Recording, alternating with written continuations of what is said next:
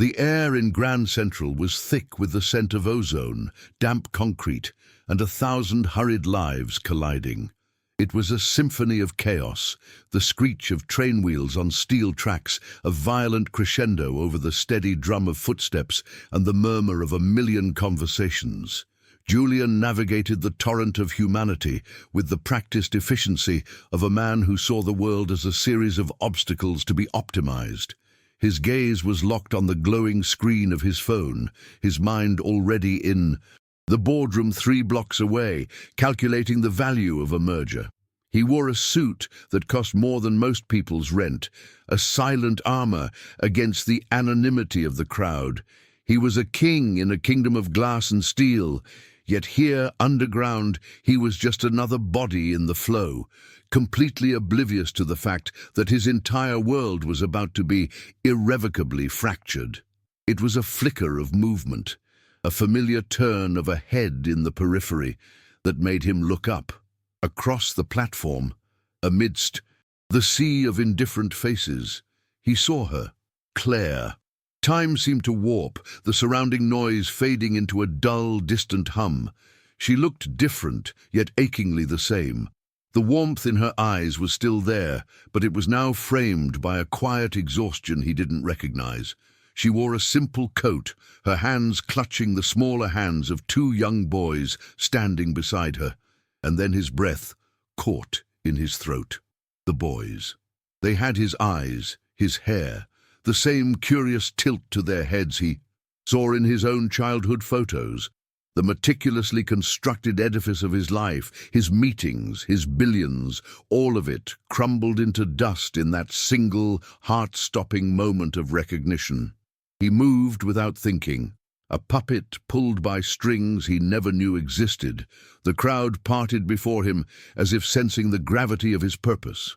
He reached her just as the roar of an approaching train filled the cavernous space. The words felt foreign in his mouth, scraped raw from a part of him he had long since buried. "Are they my sons?"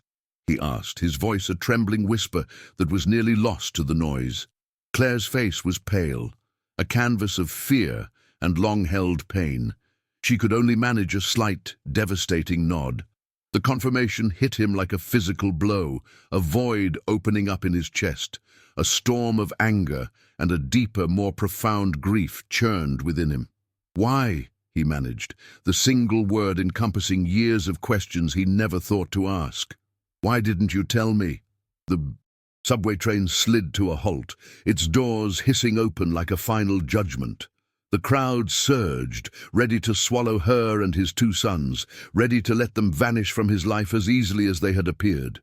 Claire looked at him, her eyes holding no malice, only a deep, settled sadness. "I tried, Julian," she said, her voice clear and steady above the din. "You never had time." She turned to guide the boys onto the train, a life he had discarded preparing to depart. It's in moments like this, when life's entire trajectory can change with a single sentence, that we understand the weight of our choices. If you feel the power in this story, please consider subscribing. Your support is what allows us to continue sharing these important human experiences. In that small, greasy spoon diner, a universe away from the Michelin-starred restaurants he frequented, the clatter of silverware and the low hum of conversation felt louder than the roar of the subway. The air smelled of fried onions and stale coffee, a scent so foreign it was almost exotic. Julian sat opposite Claire and his sons, the Formica tabletop a vast, empty expanse between them. He felt like an intruder in a life that should have been his own. The boys, Noah and Liam, were cautiously eating French fries, their small fingers leaving greasy prints on the table. They occasionally glanced at him with wide, curious eyes, the same shade of hazel as his own, before quickly looking away. The silence was heavy, filled with the weight of 4 years of unspoken words, of a life lived in parallel, and of a future that had just been shattered and reshaped in a single moment. Claire was the first to speak, her voice low but steady, as if she had rehearsed this conversation 1,000 times in the quiet of her own mind. She didn't recount her story with anger, but with a weary resignation that was far more cutting. She spoke of the phone calls to his office, the polite but impenetrable wall of his personal assistant, who promised to pass on messages that never seemed to arrive. She mentioned the emails sent into a digital void, each one a hopeful prayer that met with automated silence. She described the day she stopped trying, the day she accepted that the man who had promised her a future was now a fortress, unreachable and uninterested. She had decided to build a life on her own terms, for herself and for the two tiny heartbeats she carried. As he listened, Julian felt a cold dread seep into his bones. He remembered those days, a blur of venture capital meetings, product launches, and relentless ambition. He vaguely recalled his assistant mentioning that an old friend had called, but he had brushed it off, his mind already on the next quarter's projections, the next acquisition. The name Claire had been a ghost from a past he had meticulously archived and labeled as inefficient. Now, that ghost sat before him, her pain a quiet, undeniable presence in the room. He looked at the two boys, his sons, and realized with a sickening clarity that his greatest success had been built upon the foundation of his most profound failure as a human being. The cost of his empire was the family he never knew he had. The turning point, the moment the ice around his heart finally cracked, came not from a word, but from a simple, unscripted act of grace. Noah, seeing the raw anguish on this stranger's face, slid from his booster seat and walked around the table.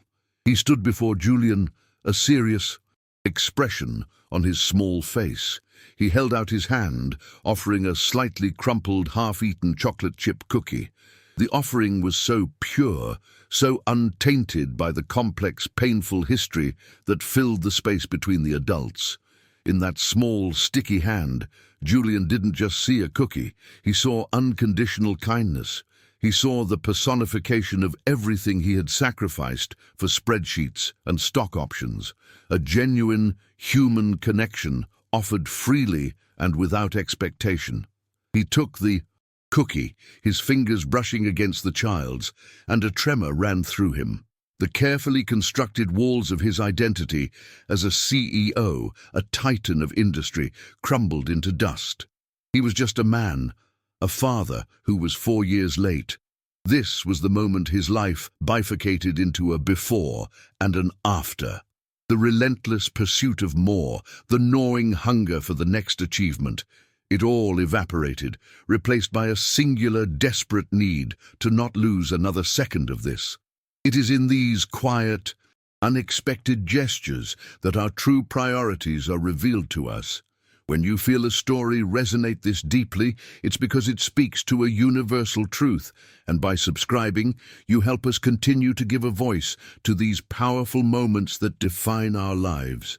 Claire watched the exchange, her expression softening for a moment before the walls of her own hard-won defenses went back up. "What do you want, Julian?" she asked, her voice laced with a skepticism that was entirely justified.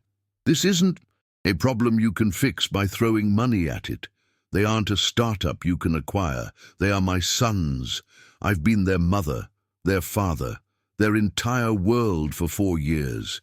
I'm afraid you'll get bored, that this will become an inconvenience when the novelty wears off, and you'll disappear again. I can't let them go through that." Her words were not an accusation, but a statement of fact, a mother's fierce, protective boundary drawn around her children's hearts. He had no answer for her, not one that would sound convincing. His entire life had been about transactions, about leveraging power and resources to achieve a desired outcome. But how do you leverage love? How do you negotiate for lost time? He felt a profound fear, a terror that he was fundamentally ill-equipped for this role. His instinct was to provide, to ensure they had the best of everything, but he feared that would just make him a glorified ATM, a distant benefactor repeating the cycle of his own emotional absence. The greatest challenge of his life wasn't closing a billion-dollar deal. It was learning how to be present, how to be a father, and the thought that he might fail was paralyzing. In a move that surprised both Claire and himself, he pulled out his phone, but not to check his stock portfolio. He called his assistant. "Cancel everything," he said, his voice firm but devoid of its usual impatience. "For the rest of the day, for the rest of the week, if I have to. Something more important has come up." The silence on the other end of the line was a testament to the unprecedented nature of his command. He then arranged for a car to take them home, not to his stark, minimalist penthouse in the sky, but to their apartment in Queens. He didn't ask to come in. He asked if he could accompany them, to simply be in their presence for a little while longer. The apartment was a revelation. It was small, a little cluttered, but it vibrated with a warmth and life that his own home completely lacked. Children's drawings were taped to the refrigerator, a colorful, chaotic gallery of love.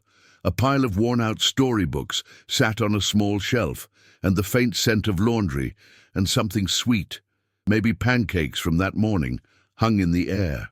This was a home, a place where memories were made, where scraped knees were kissed, and where two little boys were clearly the center of the universe. Every inch of the space was a quiet testament to Claire's resilience and devotion, a life she had painstakingly built from the pieces he had left behind. His first attempts to connect with the boys were clumsy and painful to watch. He sat on the floor, an expensive suit wrinkling on the well-worn carpet, and tried to talk to them about their toys. His voice was too loud, his questions too formal. "Is that a vehicle with advanced locomotive capabilities?" he asked Liam, who was holding a small red fire truck. The boy just stared at him, his thumb in his mouth, before retreating behind his mother's legs. Noah, the braver of the two, simply watched him from a safe distance, his head tilted with the same analytical curiosity Julian recognized in himself. He was a stranger here, an alien speaking a language of boardrooms and balance sheets, in a world that ran on hugs and imagination. While he fumbled through his first, awkward moments of fatherhood, his old world began to riot. His phone buzzed incessantly on the coffee table, a frantic beacon from the life he had just abandoned. Messages from his COO, from investors, from his legal team, all demanding to know why he had walked out of the most important negotiation of the year. The news of his sudden departure, coupled with the inevitable whispers that would soon follow, was already sending shockwaves through his company. The external pressure was immense, a powerful tide pulling him back toward the person he used to be, demanding he prioritize the empire he built over the family he had just discovered. The afternoon ended not with a grand resolution, but with a quiet, fragile truce. Julian found a simple wooden block puzzle and sat on the floor, trying to fit the pieces together. He didn't speak, he just focused on the task, a small island of concentration in a sea of emotional turmoil. After a few minutes, Noah cautiously crawled over and pointed a small finger at a square piece, then at the square hole. Julian nodded and placed the block. They continued like that in silence, a first tentative bridge being built. Claire watched from the kitchen doorway, her arms crossed, her heart torn between a lifetime of distrust and a flicker of undeniable, terrifying hope for the man her sons deserved. The call came on a Tuesday afternoon, during a moment that should have been the crowning achievement of Julian's career. He was seated at the head of a polished mahogany table 20 floors above the city, flanked by lawyers and executives. Before him were investors representing a global consortium, men whose collective net worth could alter the economies of small countries. The air was thick with the scent of expensive leather and the silent, heavy pressure of a $10 billion merger. Julian was in his element, a conductor orchestrating the symphony of capital. His words precise, his arguments unassailable. He was on the verge of securing a legacy that would be written about in business journals for decades. Then, his personal phone, the one number only a handful of people had, vibrated, Against the table, a discordant note in the perfectly tuned room. It was Claire. Her voice was a frantic whisper, thin and frayed with a terror that cut through the sterile boardroom air and straight into his soul. "It's Liam," she choked out, the words tumbling over each other. "He has a fever. He can't breathe right. We're at the hospital." The world around Julian dissolved. The faces of the billionaires became blurry, their voices a distant drone. The numbers on the projection screen, the figures that had defined his existence, were suddenly just meaningless symbols. There was no hesitation, no calculation of risk or reward. There was only the primal, undeniable pull of a father toward his child. He stood up abruptly, the heavy chair scraping against the floor, a sound that made every head in the room snap toward him.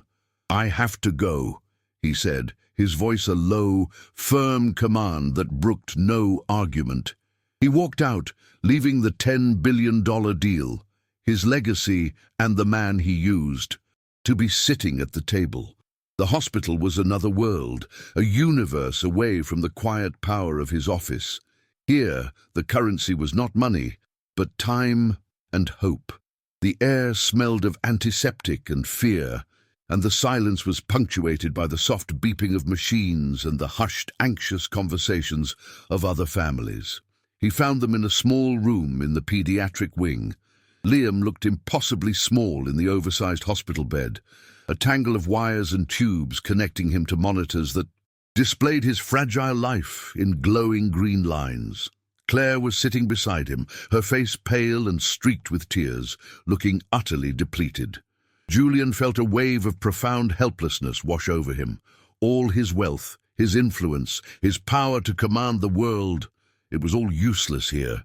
He couldn't negotiate with a virus or issue a command to a fever. He was just a man, terrified of losing a son he had only just begun to know. He sent Claire home to get some rest and be with Noah, promising he wouldn't leave Liam's side. He spent the night folded into a hard plastic armchair that was designed for anything but comfort. The hours bled into one another, marked only by the nurse's quiet checks and the steady, rhythmic pulse of the heart monitor. He never let go of Liam's hand, his thumb stroking the back of his son's small, warm fingers. He watched the rise and fall of his chest, praying with a fervor he didn't know he possessed. In the sterile quiet of that room, stripped of his suit and his title, Julian was remade. He wasn't a CEO or a titan of industry. He was a father, keeping vigil, his entire world narrowed to the single, precious life breathing beside him. It was a role he was finally, desperately, learning to inhabit. When Claire returned in the pale light of dawn, she found him exactly where she had left him. His expensive shirt rumpled, his face etched with exhaustion, but his eyes fixed on their son. He looked up at her, and the vulnerability in his gaze was absolute. "All the money in the world means nothing if I'm not here right now," he said, his voice raspy from a night of unshed tears and silent prayers. He finally met her eyes, the weight of 4 lost years hanging between them. "I failed you, Claire. I won't fail them." It was not an excuse or a promise for the future, but a simple statement of fact. A confession from a man who had finally understood the true measure of wealth. In that moment, watching him hold their son's hand, as if it were the most valuable thing on earth, Claire's last wall of defense crumbled. She saw not the ambitious boy who had left her, but the steadfast man who had stayed. Liam's recovery was slow but steady, each small improvement a monumental victory celebrated in the quiet, sterile room. The $10 billion deal collapsed, of course. The news sent tremors through the financial world, with Julian's name becoming a cautionary tale of unpredictability. But he never once looked back. While the world he had built was in an uproar, his own world had become peacefully small, contained within the 4 walls of a hospital room. He made the call that solidified his transformation not from a boardroom, but from the hard plastic chair beside his son's bed. He officially resigned as CEO, promoting his trusted second-in-command to take the reins. He didn't sell his shares or abandon his creation. He simply redefined his role, transitioning to a position on the board that demanded his wisdom, but not his soul, ensuring he had the one currency that now mattered: time. They didn't fall back into a storybook romance. Instead, Julian and Claire began the careful, deliberate work of building something far more resilient: a family. He sold the sterile penthouse, a glass box in the sky that had only ever amplified his loneliness, and bought a house with a sprawling, imperfect yard in a quiet suburb. It was a place with room for scraped knees and muddy footprints. Their relationship found a new rhythm, one based not on a rekindled past, but on a shared present and a committed future for their sons. He learned the art of co-parenting through trial and error, discovering the nuances of Claire's routines, the boys' favorite bedtime stories, and the specific way Liam liked his sandwiches cut. He was no longer an intruder, but a partner, his presence a steady, reliable force in the home he now cherished. The following years were a mosaic of beautifully ordinary moments. Julian, who once commanded boardrooms, now found his greatest sense of accomplishment in teaching Noah how to ride a bicycle without training wheels, his heart swelling with a pride no stock market high could ever match. He learned to be patient, to listen not just to words, but to the silences between them. He attended parent-teacher conferences, sat cross-legged on the floor for hours, building elaborate Lego castles, and discovered a profound joy in the simple act of reading a story aloud, until two small heads grew heavy on his shoulders. He was still a brilliant man, but his genius was now applied to deciphering the logic of a 4-year-old and optimizing a schedule that prioritized playground visits over mergers and acquisitions. He had found a purpose that was not built, but grown. 5 years later, they stood on that same platform in Grand Central, the place where his world had been both shattered and saved. The station was just as chaotic, a river of hurried strangers, but this time, the noise was just background music to their laughter. Noah and Liam, now 9, were excitedly chattering about the museum they had just visited, each holding one of their father's hands. Julian's gaze drifted across the platform and landed on a young man in a perfectly tailored suit, his face illuminated by the glow of his phone, his expression a familiar mask of intense, ambitious focus. Julian smiled, a subtle, knowing acknowledgement of the man he used to be. He felt no pity, only a deep, quiet gratitude for the interruption that had saved his life. Stories like this remind us of what truly matters, and it's your subscription that gives us the chance to keep telling them.